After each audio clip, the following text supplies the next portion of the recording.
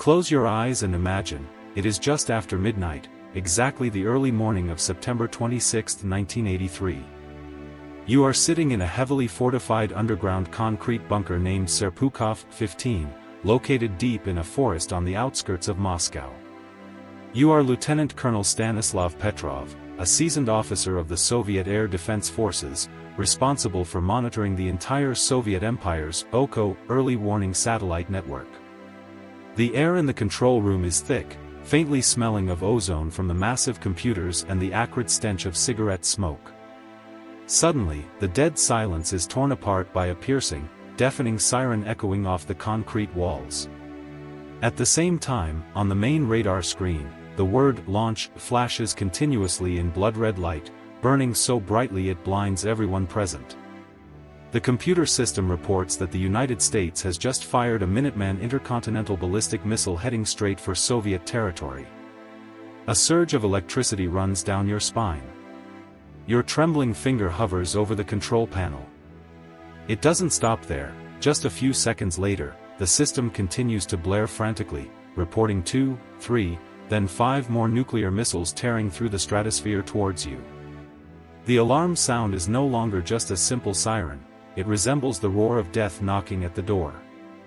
According to strict military doctrine and the combat manuals drilled into you thousands of times, your sole duty right now is to pick up the red phone, report directly to General Secretary Yuri Andropov, and initiate a full-scale retaliatory strike with thousands of nuclear warheads aimed at the United States, before Soviet territory is turned to ashes. You have less than 15 minutes to decide the fate of all humanity.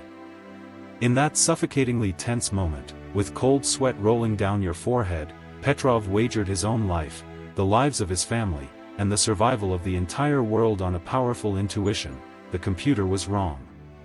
With extraordinary calm amidst the panic of his subordinates, he decided not to report it, reasoning that if the US were truly launching a preemptive strike, they would fire thousands of missiles at once, not just 5 isolated ones. That night, he was right.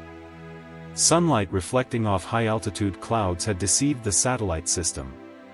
But the question remains, what would have happened if, on that night, or any other night during the 4 decades of extreme tension of the Cold War era, Petrov's intuition had not surfaced?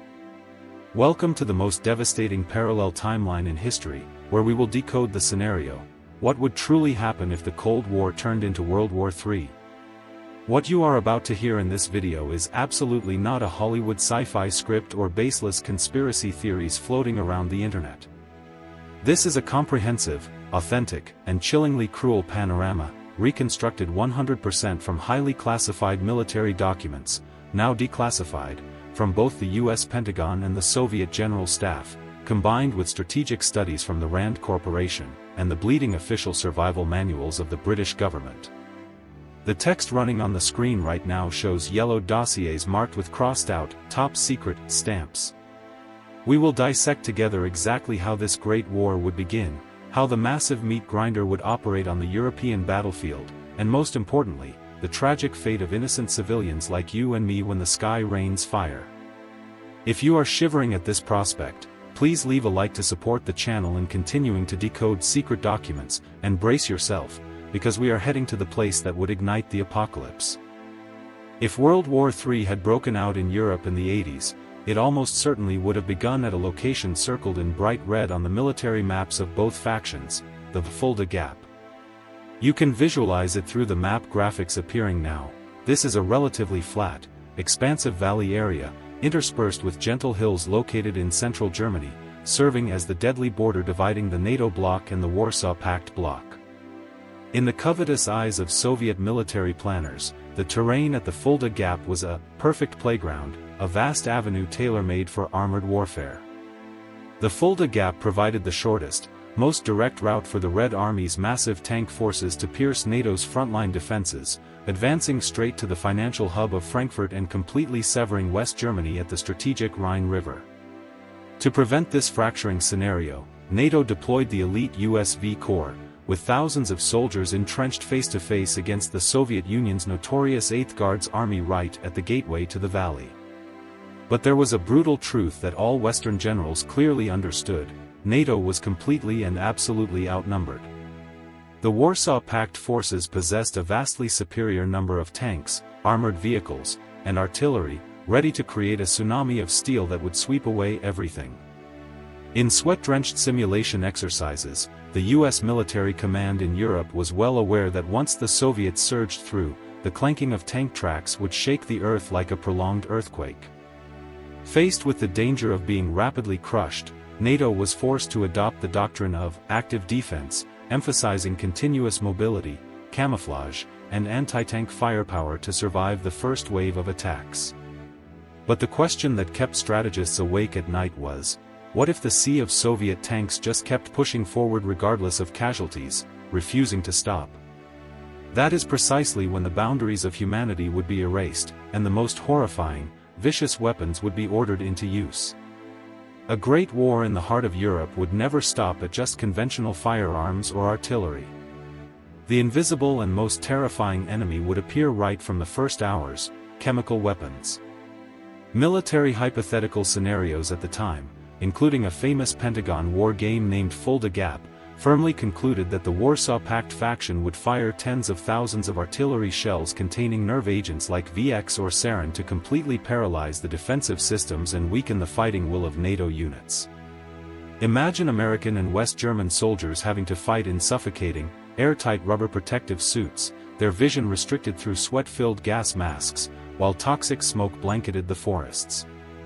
Faced with the inevitable collapse of their naked defensive lines, the NATO Supreme Command would be backed into a corner and forced to make a chilling decision: activate short-range tactical nuclear weapons. A declassified document from the U.S. Army Command and General Staff College exposed a desperate scenario codenamed Package Zebra. Close your eyes and imagine this horror. To halt the Soviet Union's storm-like advance, the U.S. would drop a series of short-range nuclear bombs, with a destructive force equivalent to thousands of tons of TNT, directly onto the territory of its ally, West Germany. The Package Zebra scenario coldly estimated on paper that about 5,000 innocent West German civilians would be vaporized and killed in just this one intercepting chain, despite all prior evacuation efforts. The deafening explosions and small mushroom clouds rising from beautiful European towns would be the price paid to save the rest of the continent. The generals considered the sacrifice of thousands of lives an inevitable tactical trade-off. But they also fully understood a deadly truth: once the first nuclear bomb, no matter how small, detonated on the battlefield, the red line would be permanently crossed. Treaties would be torn up, the knot of escalation would be cut, and the world would pass the point of no return, plunging straight into the phase of total annihilation. Would you accept seeing your homeland turned into a radioactive wasteland just to stop the enemy's advance? Share your thoughts in the comments section, because what happens next goes far beyond the darkest imaginations. When a large-scale, irreversible nuclear war broke out, both superpowers had already honed their most ruthless plans, meticulously prepared decades in advance. On the US side, they harbored Operation Dropshot. This plan was not a normal military campaign, it was a death sentence for a nation.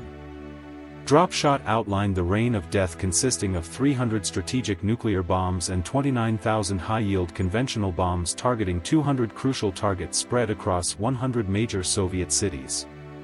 The ultimate goal of Dropshot was not to capture territory, but to thoroughly obliterate 85% of the Soviet Union's industrial, economic, and civilian capacity in a single preemptive or retaliatory strike.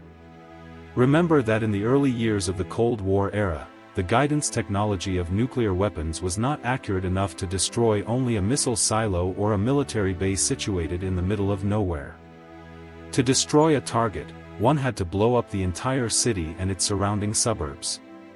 In response to that cruelty, the Warsaw Pact bloc also possessed an equally fanatical plan named 7 Days to the River Rhine. This plan was drawn up based on the assumption that NATO would launch a preemptive nuclear strike into the Vistula River Valley to cut off Soviet supply lines. This Western attack would lead to the deaths of about 2 million Polish civilians in the blink of an eye.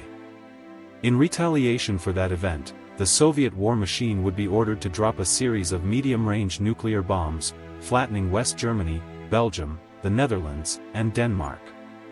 These fertile lands would turn into dead zones, clearing the way for the Warsaw Pact's massive mechanized forces, clad in chemical protection gear, to surge through, with ironclad orders to plant their flag at the Rhine River in Germany within exactly 7 days. This plan was so cold-blooded that it predicted Germany and Poland would be completely wiped off the world map, and tens of thousands of Soviet soldiers would collapse, vomit, and slowly die from acute radiation sickness while marching over the ashes. No one cared about the lives of the soldiers. This was no longer the concept of self-defense or liberation. It was the pinnacle of madness known as mutually assured destruction, MAD, a demonic chess game where the only victory was defined as ensuring your enemy also burned brilliantly and turned to dust alongside you. While the staff minds in metal-adorned uniforms sat in safe bunkers deep underground moving the fateful pieces on the operational map, a heartbreaking question arises: where would ordinary, small people like us drift to? Between the 1970s and 1980s, fearing the specter of war, the British government quietly drafted a public information campaign called Protect and Survive. This flimsy booklet and chilling black and white instructional tapes were only scheduled to be broadcast continuously on television and radio when the government firmly believed a nuclear attack would strike their territory within the next 72 hours. The sound of radio static with a somber, emotionless voice reading survival instructions would be the last sound many would hear. What was the government's first piece of advice? Absolutely do not run away, because the manual clearly stated, only a fool runs away. Traffic would be gridlocked, and you would burn to death in your car in the middle of the highway. Instead, you were ordered to stay put in your home and urgently create a fallout room. Imagine, outside the sky is about to burn with the blinding light of 1,000 suns, the air temperature will soar to thousands of degrees Celsius. Meanwhile, inside your familiar home, you are frantically tearing down furniture, using every brick, sandbag, or even thick books to seal every crack in the windows to block the deadly gamma radiation. The glass windows had to be painted an opaque white to partially reflect the immense heat from the nuclear flash, hoping to prevent your house from spontaneously combusting from the inside. In the middle of that fallout room, you had to manually build a small, dark, inner refuge. You would have to take the wooden doors upstairs off their hinges, lean them at an angle against the wall to form a triangle, and pile heaps of blankets, mattresses, carpets, and thick clothing on top to block radiation. You, your spouse and children, and possibly your pets, would have to crawl and curl up in that dark, cramped, and suffocating space, silently counting down your meager supply of canned food, sharing every sip of water stored in plastic bottles to hold out for 14 long days. You would have to use sealed plastic bags as a toilet and stack them in a corner of the bunker. The siren outside would die down, giving way to an earth-shattering explosion and then the silence of death. But the most haunting and cruel part of the Protect and Survive manual did not lie in how you survived, but in how you dealt with the dead. The manual unemotionally instructed that if a family member, perhaps a young child or your spouse, could not endure the harshness and passed away right next to you in the shelter, you must absolutely not scream or run outside. You must use your remaining exhausted strength to drag your loved one's body into an adjacent room, tightly wrap the corpse in plastic or blankets, and attach a paper tag clearly stating their name and age. Then, you return to the bunker and continue waiting. If 5 days passed and no rescue forces appeared, and surely no one would, you had to dig a deep hole yourself in your backyard, covered in radioactive ash, to bury your loved one. When this campaign was exposed by the press and leaked to the public, it caused psychological shock and extreme outrage. It laid bare a naked and desperate truth: faced with the destructive power of nuclear bombs, no government could protect you. Those instruction papers were merely a deceitful psychological therapy. You were abandoned, and your real job was simply to dig a pre-made grave for your own family and pray for a miracle that did not exist. The extreme tension of this era was not just soulless words resting on paper or blurry propaganda films. There were moments in history when our humanity truly walked to the edge of the abyss and was exactly one button press away from global extinction. In addition to the bone-chilling incident of Officer Stanislav Petrov that we experienced at the beginning of the video, the autumn of 1983 also concealed another breathtaking series of events codenamed Able Archer 83. At this time, US President Ronald Reagan had just dubbed the Soviet Union the Evil Empire, and the Soviet military had just shot down South Korean civilian flight KAL-007, mistaking it for a spy plane. The world was like a giant powder keg leaking fluid, just waiting for a spark. In November 1983, the NATO bloc organized a massive annual military exercise called Able Archer. This exercise meticulously simulated the process of conflict escalation from conventional warfare, transitioning to chemical warfare, and finally simulating the launch of nuclear weapons at the DEFCON 1 red alert level. Everything was staged so realistically, radio messages were encrypted in new formats, and Western heads of state were moved into evacuation bunkers. Combined with the fact that the US was aggressively deploying the advanced generation of Pershing II ballistic missiles in Europe, weapons capable of flying to Moscow in just 6 to 8 minutes without being intercepted, the most paranoid minds in the Politburo and the top echelons of the Soviet military reached a fatal conclusion: Able Archer was not a drill. They firmly believed that NATO was using the cover of a military exercise to stage a real preemptive nuclear strike to wipe out the Soviet Union. A systemic panic spread through the Soviet KGB and GRU intelligence systems. Their intelligence recorded up to 36 continuous NATO reconnaissance flights sweeping across the border skies. Extreme tension pushed the Soviet Union into an unprecedented state of agitation.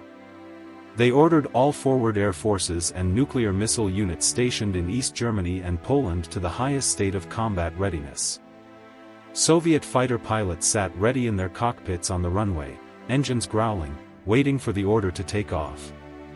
Numerous ballistic missiles containing atomic death were erected upright from their silos. The entire massive arsenal of over 11,000 nuclear warheads of the Soviet state had their safety locks removed, ready to fire and incinerate the West. Modern military historians, upon accessing declassified records, shudder to assess that this was the moment the world came closest to the brink of nuclear war, even more tense and dangerous than the Cuban Missile Crisis of 1962. We had no idea we almost died. It was only thanks to the bravery of Russian double agents working for British intelligence, who desperately reported the extreme panic within the Kremlin, that the US president realized the problem and ordered a retreat, dialing back the exercises to cool the tension. Our Earth narrowly escaped destruction by a hair's breadth, thanks only to a belated realization before the abyss. So, to conclude this dark picture, let's close our eyes and combine all the data, all the scenarios, all the weapons we have just analyzed. What would have actually happened if, on those cold November days of 1983, the red button was pushed, and the Cold War turned into World War III? Everything would unfold at a terrifying speed. Day 1, tens of thousands of Soviet tanks roaringly pour through the Fulda Gap, churning up the earth. The shrieks of chemical artillery shells rip through the air, raining nerve agents on European forests, turning the fresh air into a deadly fog. Day 3, seeing its armored divisions crushed and defensive lines crumbling, the NATO bloc makes a desperate decision. The package Zebra scenario is activated. A barrage of tactical nuclear warheads detonate in the skies over West Germany, creating fireballs that incinerate countless towns, wiping out both the enemy and fleeing innocent civilians to sever the Red Army's momentum. Day 4, without hesitation, the Soviet Union immediately retaliates according to the 7 days to the River Rhine plan. Dozens of carpet-bombing nuclear weapons completely flatten the capitals of Denmark, Belgium, the Netherlands, and West Germany. Millions of human beings evaporate into shadows cast on stone walls in less than a blink of an eye. And then, Day 5, the final red line is broken. The MAD, mutually assured destruction, doctrine is officially activated globally.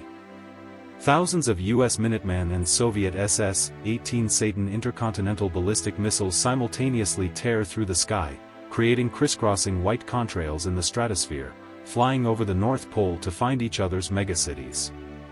Just tens of minutes later, the world's most bustling metropolises like New York, London, Paris, Moscow, and Washington, D.C. simultaneously turn into giant, blazing seas of fire.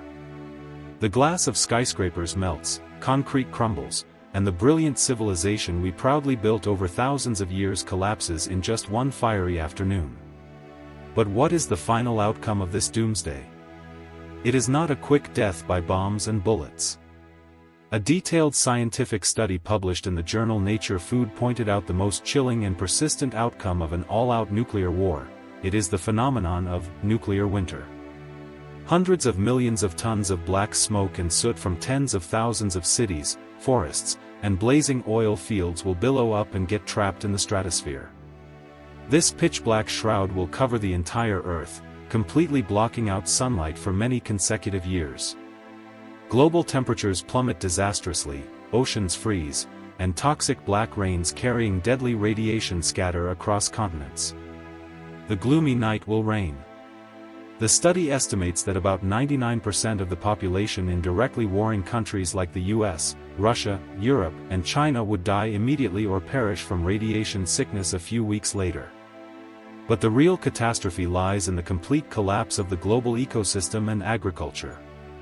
Without sunlight, plants wither, and the food chain shatters. Even if you miraculously survived the initial terrifying blast wave, the thousands of degrees of heat, and the wave of radiation in a cramped, dark shelter as instructed by the Protect and Survive manual, when you stepped outside from the rubble, you would face an unbeatable enemy: starvation. Scientists estimate that over 5 billion people, meaning the vast majority of humanity at the time, would die in agony due to widespread famine across the globe. As the genius physicist Albert Einstein once bitterly warned, "I know not with what weapons World War III will be fought, but World War IV will be fought with sticks and stones."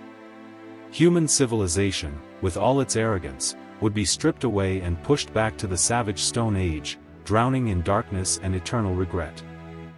Fortunately, all the bloody scenarios we just went through remain forever confined to highly classified files that have yellowed over time. Our preceding generation, despite carrying ideological differences, ultimately learned how to exercise restraint before the abyss. Silent soldiers like Stanislav Petrov kept an extraordinarily cool head to protect the world, so that you and I still have the chance to sit here, live under a peaceful sky, and look back at the past. But the lessons of history are never obsolete. While nuclear weapons with a destructive power thousands of times greater than the bomb dropped on Hiroshima still lie dormant in underground silos around the world, the specter of World War III has never truly vanished. It is merely waiting patiently for humanity's arrogance to cross the line. What do you think about harsh civil defense plans like manually taking off wooden doors and stacking sandbags to make a bunker in your own home? Does it truly offer a slim ray of hope for people, or is it all just a cruel psychological ploy by the government so citizens will obediently await their deaths? Please leave your opinions and perspectives in the comments section. I really want to read and discuss them with you. If you found that this video brought you valuable historical knowledge, made you shiver, and made you appreciate our peaceful reality more, please support me by smashing the like button, sharing the video with your friends, and don't forget to subscribe to the channel so we can continue our journey of decoding the next shocking historical scenarios and top-secret files. Thank you very much for patiently following this dark journey. Wishing you a peaceful day, and see you in the next videos.